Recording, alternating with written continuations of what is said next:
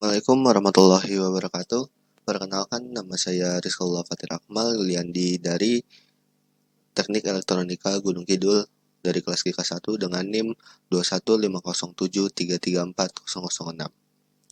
Di sini saya akan membahas dan menjelaskan dari rangkaian flip-flop.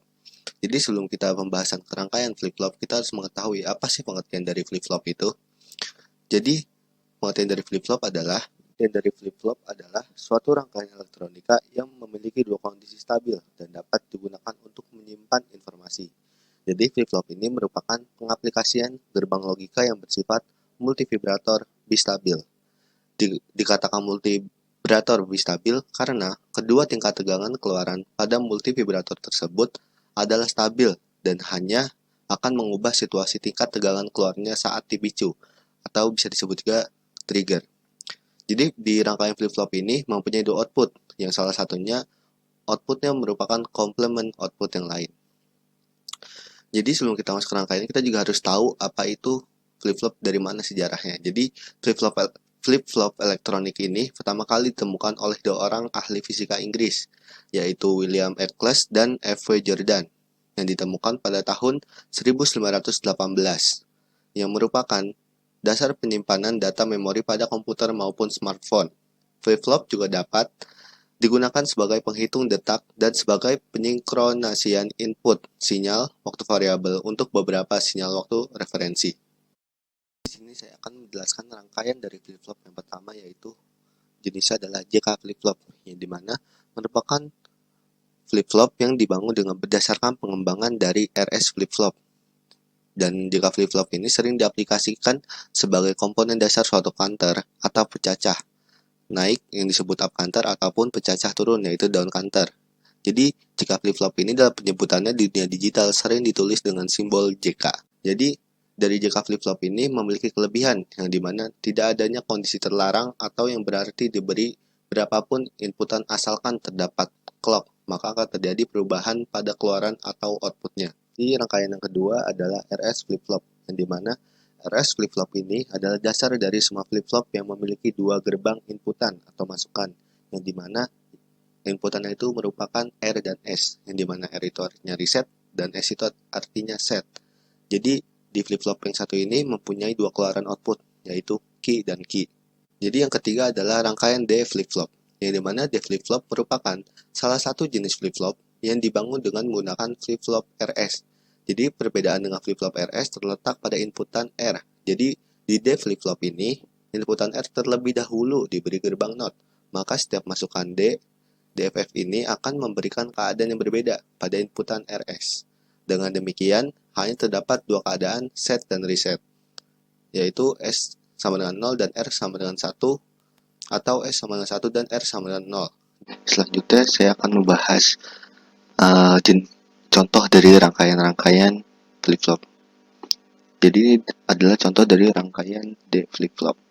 Jadi di rangkaian ini terdapat beberapa komponen, yaitu yang dimana komponen yang pertama yaitu adalah logic state, yang kedua itu adalah LED red, yang di sini yang ketiga itu adalah oscilloscope, yang keempat itu adalah NAND, yang kelima adalah declock-nya, yang keenam itu adalah ground-nya. Jadi ini adalah contoh dari rangkaian D flip-flop. Jadi pada rangkaian ini memperlihatkan data flip-flop yang dilengkapi dengan masukan declock-nya, yang dimana fungsi clock ini adalah untuk menahan data pada jalur data input D agar tidak diteruskan ke rangkaian RS flip-flopnya. Prinsip kerja dari rangkaian flip-flop ini dengan clock adalah yang pertama, apabila input clock berlogika 1 atau high, maka input pada jalur data akan diteruskan ke rangkaian RS flip-flop, di mana pada saat input jalur data 1 high, maka kondisi tersebut adalah set key menjadi 1 atau high.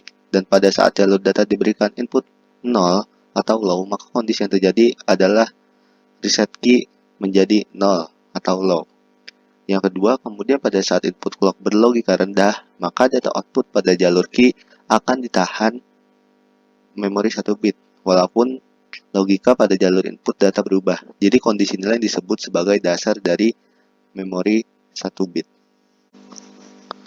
Oke, jadi selanjutnya di sini adalah contoh dari rangkaian SR flip-flop, yang dimana dalam rangkaian RS flip-flop ini terdapat beberapa komponen. Yang pertama itu adalah logic state, yang kedua itu adalah AND, yang kedua itu adalah NOR, yang di sini, yang ketiga itu adalah LED red, yang keempat adalah the clock, yang kelima itu adalah oscilloscope, selanjutnya itu adalah ground.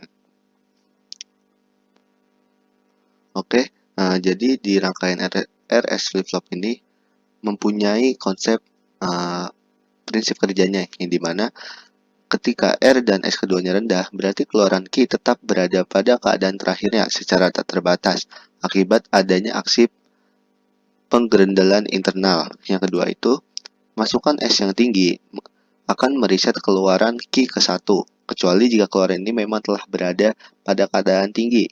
Dalam hal ini, keluaran tidak berubah walaupun masukan S kembali ke keadaan rendah. Selanjutnya di sini adalah yang ketiga itu adalah rangkaian dari JK flip-flop. Jadi dalam rangkaian JK flip-flop ini terdapat beberapa komponen. Yang pertama itu adalah logic state, yang kedua itu adalah JK flip-flopnya, ini JKFF, yang ketiga itu adalah LED red, yang keempat itu adalah oscilloscope di sini, yang kelima itu adalah ground, dan terakhir the clock. Jadi dalam rangkaian JK flip-flop ini memiliki prinsip kerja yang dimana yang pertama adalah flip-flop master terpicu pinggiran positif dan flip-flop slave terpicu pinggiran negatif. Oleh karena itu, flip-flop master memberikan tanggapan terhadap masukan-masukan J dan K-nya sebelum flip-flop slave. Jika J sama dengan 1 dan K sama dengan 0, flip-flop master diset pada saat pinggiran pulse clock positif diberikan. Keluaran key yang tinggi dari flip-flop utama main drive masukan J pada flip-flop slave, maka pada saat pinggiran pulsa clock negatif diberikan, flip-flop slave akan diset, yang dimana akan menyamai kerja flip-flop master. Yang kedua adalah, jika J sama dengan 0 dan K sama dengan 1, flip-flop master di-reset pada saat pinggiran naik, di-reset pada saat pinggiran naik pulsa clock diberikan. Keluaran key yang tinggi dari flip-flop master menuju ke masukan K pada flip-flop slave. Oleh karena itu, kedatangan pinggiran turun pulse clock mendorong flip-flop slave untuk melakukan reset. Sekali lagi, flip-flop slave ini menyamai kerja dari flip-flop master. Yang ketiga adalah, jika masukan J dan K pada flip-flop master adalah tinggi, maka flip-flop ini pada saat pinggiran pulse clock positif diberikan, sedang flip-flop slave toggle pada saat pinggiran pulse clock negatif akan diberikan. Jadi dengan demikian, apapun yang dilakukan oleh flip-flop master akan dilakukan pula oleh flip-flop slave. Jadi jika flip-flop master di-reset, maka flip-flop slave akan di-set juga. Jika flip-flop master di-reset, flip-flop slave akan di-reset pula. Nah, jadi di rangkaian jika flip-flop ini bisa disebut juga dengan rangkaian master slave, karena setiap proses yang dikerjakan oleh flip-flop master, maka proses tersebut akan diproses dan diikuti oleh flip-flop slave. Jadi sekian yang bisa saya sampaikan dari penjelasan dari flip-flop, yang dimana saya menjelaskan apa arti flip-flop, bagaimana cara kerjanya, bagaimana sejarah terbentuknya dari flip-flop, dan macam-macam dari rangkaian flip-flop, yang dimana ada D flip-flop, JK flip-flop, dan SR flip-flop. Sekian dari saya, kurang lebihnya mohon maaf. Perkenalkan, nama saya Rosalina Eka Ramanda dengan NIM 21507334063. Di sini saya dari GK2 akan menjelaskan tentang rangkaian logic gates atau gerbang logika.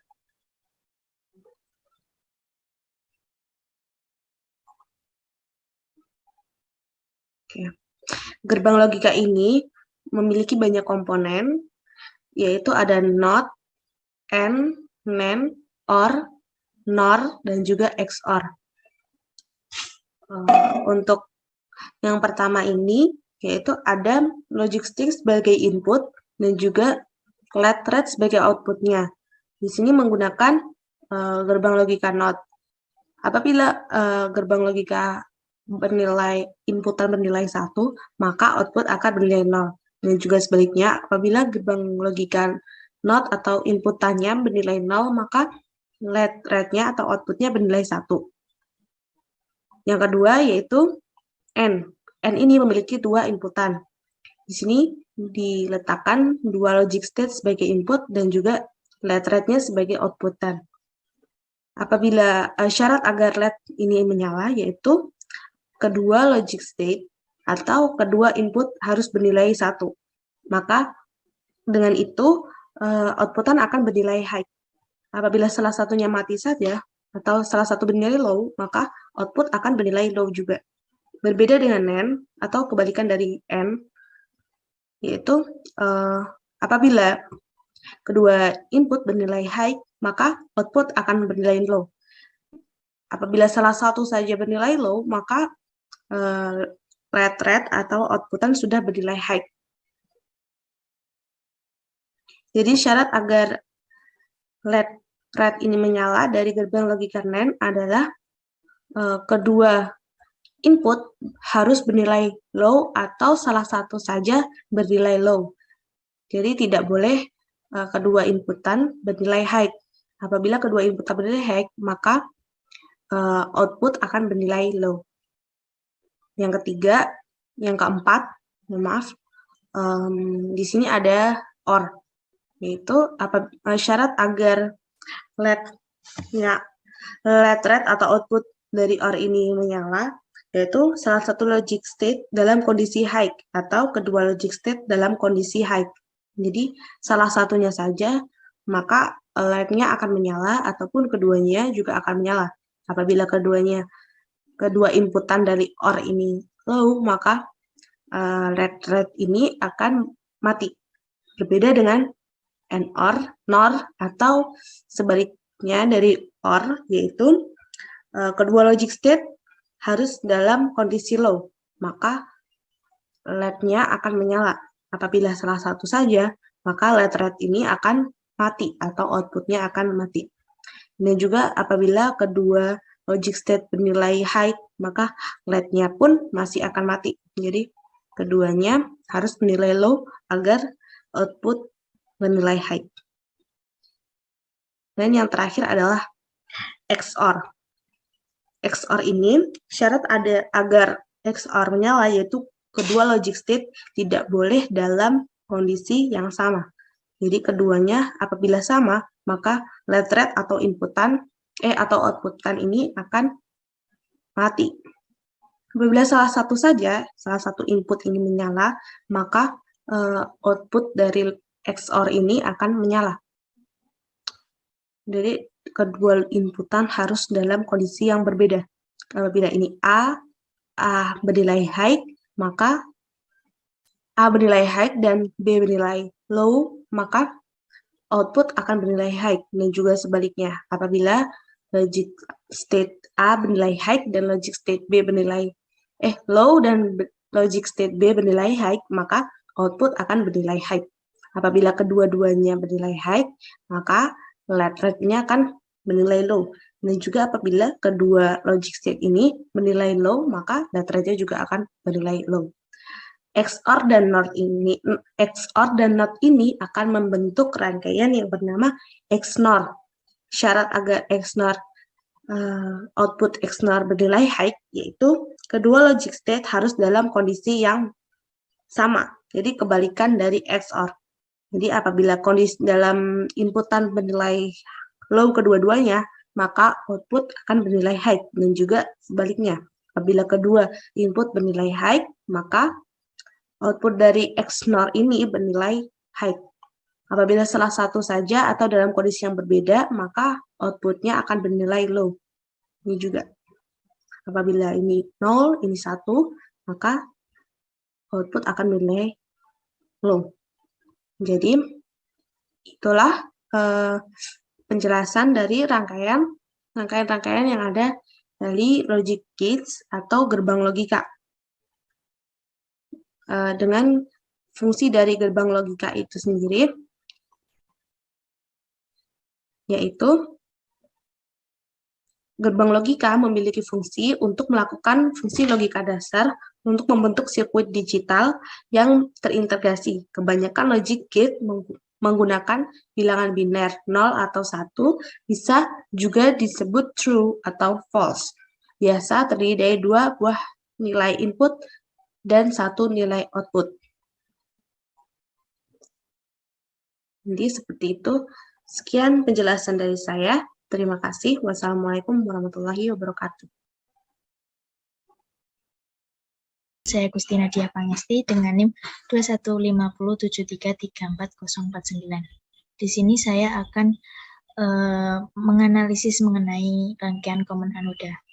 Common Anoda adalah kode yang terhubung dengan semua anoda LED pada 7 segmen. Common Anoda biasanya diberikan tegangan VCC. Cara yang dapat dilakukan untuk mengaktifkan 7 segmen yang ada pada common anoda yaitu dengan memberikan active flow atau yang biasanya disebut dengan logika low. Untuk membentuk nilai angka 0 di switch yang di-off-kan yaitu pada nomor 1, 2, 3, 4, 5, dan 6. Untuk membentuk angka 1 di switch yang di-off-kan yaitu pada nomor 2 dan 3.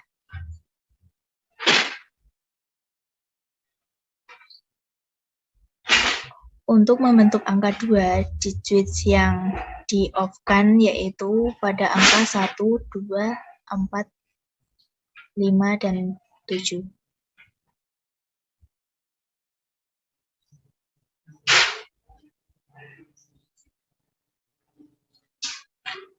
Untuk membentuk angka 3 di switch yang di-off-kan yaitu pada nomor 1, 2, 3, 4, dan 7. Untuk angka 4 di switch yang di-off-kan yaitu pada nomor 2, 3, 6,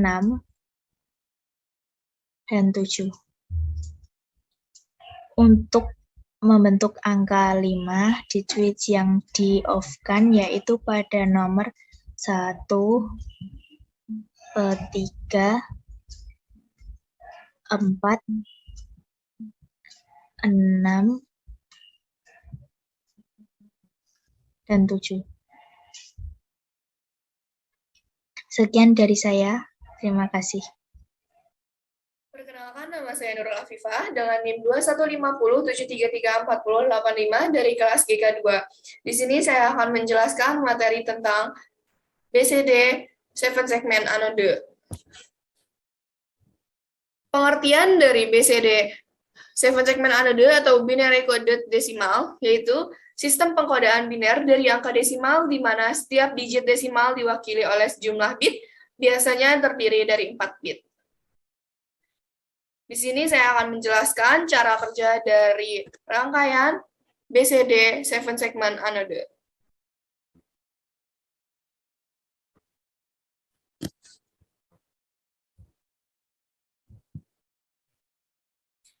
Baik, cara kerja dari rangkaian ini yaitu 7 segmen merupakan input biner pada switch yang dikonversikan masuk ke dalam decoder, baru kemudian decoder mengkonversi bilangan biner tersebut menjadi desimal, yang nantinya akan ditampilkan pada 7 segmen. 7 segmen dapat menampilkan angka-angka desimal dan beberapa karakter tertentu melalui kombinasi aktif atau tidaknya LED penyusunan dalam 7 segmen. Decoder BCD ke 7 segmen digunakan untuk menerima masukan BCD 4 bit dan memberikan keluaran yang melewatkan arus melalui segmen untuk menampilkan angka desimal. Decoder BCD ke 7 segmen mempunyai masukan berupa bilangan BCD 4 bit, masukan A, B, C, dan D. Bilangan BCD ini dikodekan sehingga membentuk kode 7 segmen yang akan menyalakan ruas-ruas yang sesuai pada 7 segmen. Masukan BCD diaktifkan oleh logika 1 dan keluaran dari decoder 7447 aktif adalah active low. 3 masukan ekstra juga ditunjukkan pada konfigurasi pin IC 7447, yaitu masukan lamp test, masukan blanking input atau ripple blanking output, dan ripple blanking input. Pada konfigurasi pin IC 7447, yaitu masukan lamp test, masukan blanking input atau ripple blanking output, dan ripple blanking input, lamp test berfungsi untuk mengeset display. Bila diberi logika 0, maka semua keluaran dari IC ini akan berlogika 0, sehingga 7 segmen akan menunjukkan angka 8. Blanking input atau raw blanking output berfungsi untuk mematikan keluaran dari IC. Bila diberi logika 0, maka semua keluaran IC akan berlogika 1, dan 7 segmen akan mati. Raw blanking input berfungsi untuk mematikan keluaran dari IC jika semua input berlogika 0. Bila diberi logika 0, diberi logika 1 dan diberi logika 0, maka semua keluaran IC akan berlogika 1 dan 7 segmen akan mati. Di sini saya akan mencontohkan dari rangkaian ini. Jika kaki DCBA berturut-turut diberi input 0, 0, 0, 0, maka 7 segmen akan menampilkan angka 0. Jika ingin membentuk desimal angka 1, maka input pada kaki D diberi input pada kaki A diberi logika 1 dan input pada BCD diberi logika 0. Jika ingin membentuk angka 2 pada 7 segmen, maka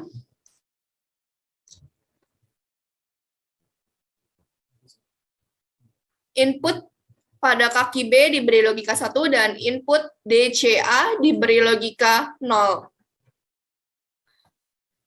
Jika ingin menampilkan angka 3, maka input pada kaki A dan B diberi logika 1 dan input pada C dan D diberi logika 0. Jika ingin menampilkan angka 4,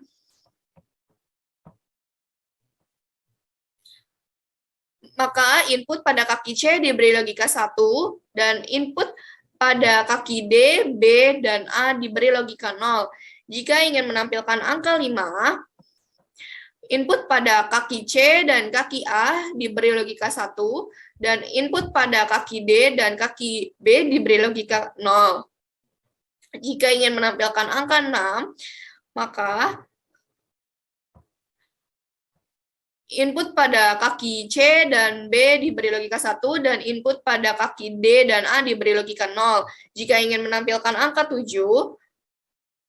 maka input pada kaki A, B, C diberi logika 1 dan input pada kaki D diberi logika 0. Jika ingin menampilkan angka 8, maka input pada kaki D diberi logika 1 dan input pada kaki A, B, C diberi logika 0.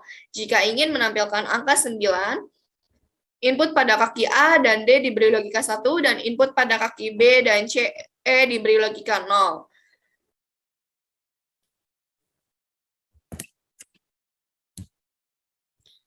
Jadi, yang dapat disimpulkan pada rangkaian ini yaitu output yang diperoleh dapat membentuk pola desimal. Untuk mempermudah dalam menggunakan 7 segmen, yaitu dengan menerjemahkan 4 input bilangan biner ke dalam bentuk desimal, yaitu angka 0 sampai 9, seperti yang saya contohkan tadi, yang akan ditampilkan oleh 7 segmen.